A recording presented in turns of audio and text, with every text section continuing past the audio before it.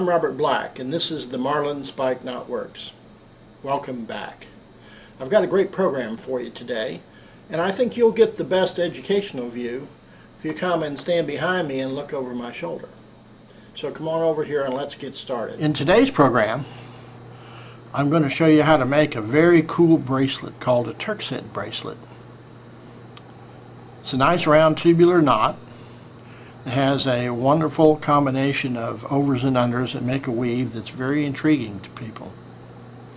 Believe me, when you're wearing one of these, everybody that sees it's going to want one, or they're going to want you to teach them how to make it. The one I'm showing you here is a nice natural fiber, natural cotton. They look great in natural fibers. They also look great in different colors. Here's one in a nice red that I like. We can even interweave colors to get an unusual effect. And they also work in material like leather. They work very, very well. So by learning one basic technique, you can create all these different kinds of bracelets and more, as I'll explain later in the video.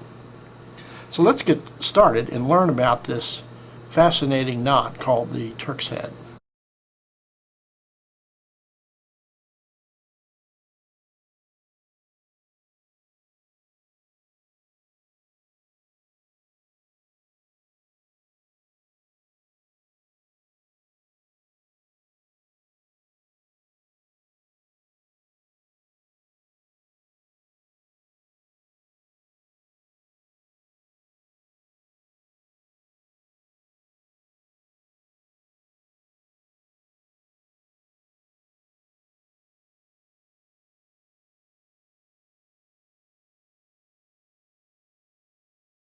Well, what else can we do with Turk's heads? I don't want you to think that all we did was teach you to make a bracelet.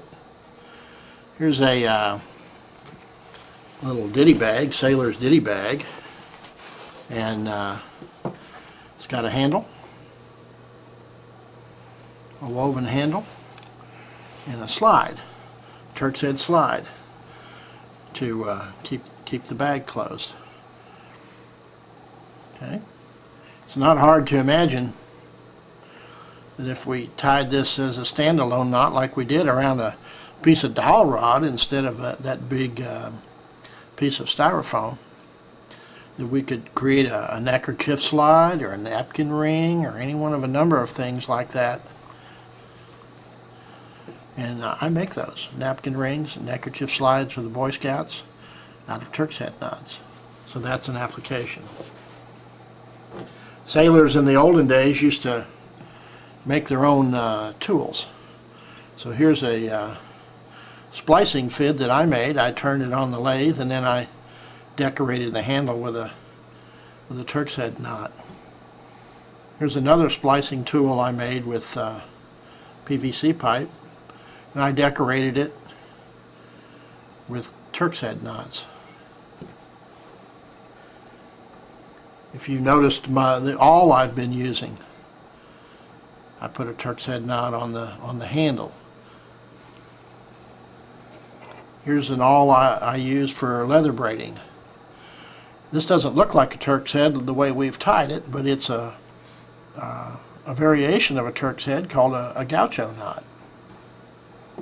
Very beautiful knot. This is something you might see in a Western braiding, but these are actually Turk's heads. There's a long Turk's head. We've been tying a big wide one. Here's a long one. And it's got another Turk's head woven inside of it that makes this herringbone pattern in the knot. It's a variation of what we've already learned to do.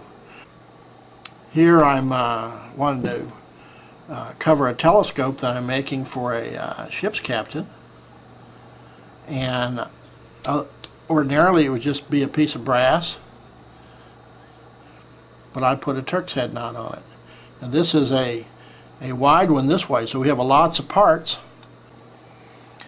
Here's a handle for a seaman's chest. It would go on the end of a chest, so they have a handler. There's two of them.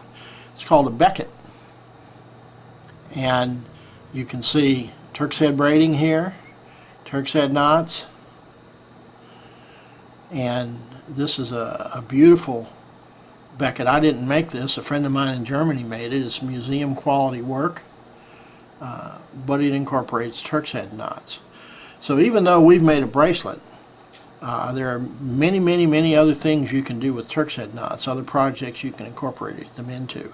So you've made a bracelet, yes, but you've built some fundamental skills for use in future fancy knotting projects. Well, I hope you've enjoyed today's program, and I hope you'll use these techniques and tie these wonderful knots for many years to come. Please join me again in the Marlin Spike Knot Works. See you next time.